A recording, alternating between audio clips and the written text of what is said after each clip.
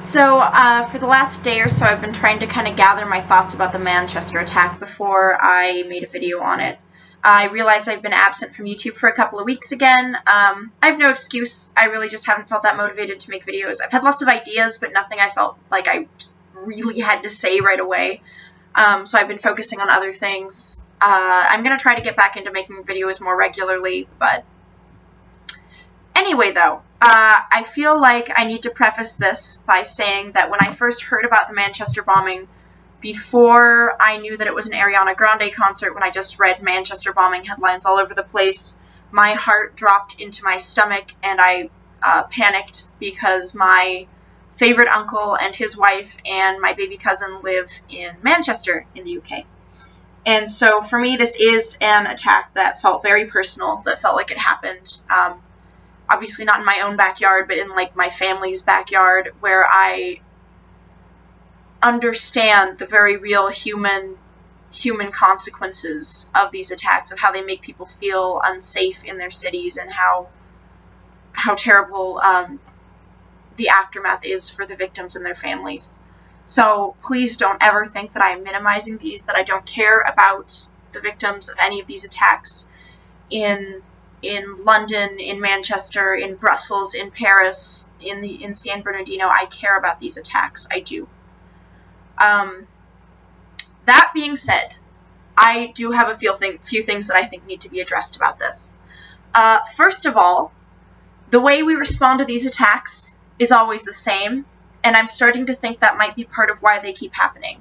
And what I mean by that is the way we typically respond to these attacks online, very vocally, is to alienate, degrade, insult, and stereotype Muslims from all across the globe, and then flatten them all to this one identity of this tiny organization, which is a violent and horrible minority.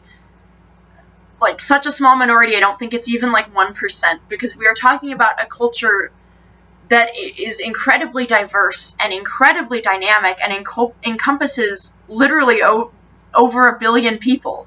You know, there are so many Muslims on this planet, and they all have different views. There are different sects and different beliefs and different degrees to which that influences government and daily life.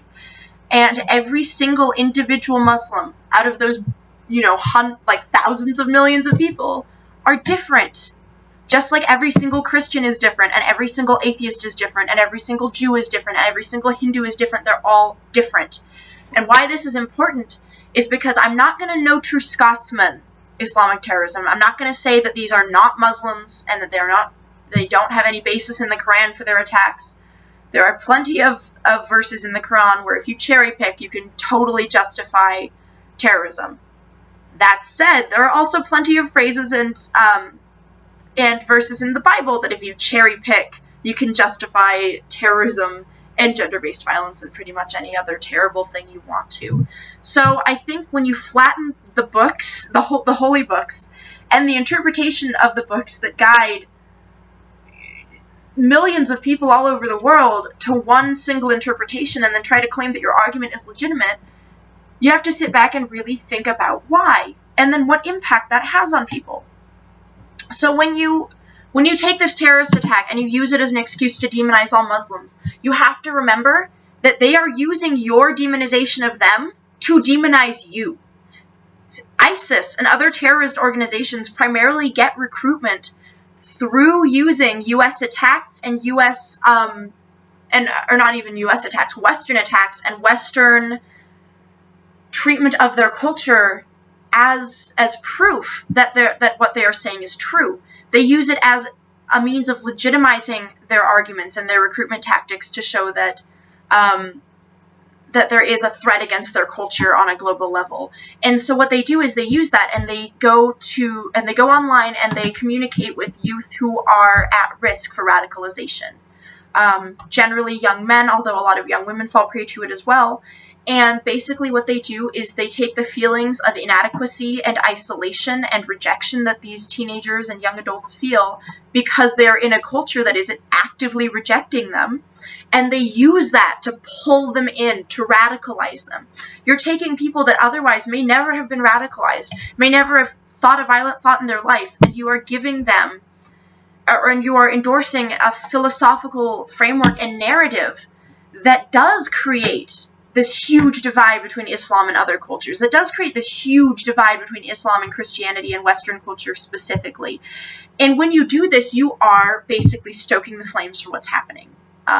The reason that all these attacks are pretty much the same, the reason that all these attacks are happening in Western cities, especially in Europe where there are larger pockets of Islamic populations, is because they are effective. If these attacks didn't have results, if they didn't see upticks in recruitment afterwards, if they didn't see upticks in Islamophobia in the US afterwards, then these would not be effective. Now, to be clear, because I know what you're going to tell me in the comments, to be clear, I myself am an atheist. In fact, I view myself as, to a degree, an anti-theist. I personally believe that the world as a whole would be better off if religion as a construct did not exist. If it just disappeared like that, the world would be a better place, in my opinion. That being said, insofar as religion does exist in the world, and insofar as religious people do exist, and we value freedom of expression and choice in Western culture, I think that Muslims should be just as free to practice their beliefs and their religion as anyone else. And I do not view Islam as more harmful than any other religion on balance. There are plenty of examples of white Christian terrorism, especially in the United States. And again, the people who are most likely to be killed by Islamic terrorism are other Muslims. In the US, you are more likely to be killed in a mass shooting by a white person than you are in a terrorist attack by a Muslim. So please have these things in mind while you are discussing this terrorist attack. What happened in Manchester is tragic. It is awful. Make no mistake. My heart is with the victims of this attack, and I have no respect or love or appreciation of ISIS or of any Islamic terrorists. I just have no love or appreciation of any terrorists or any extremist religions.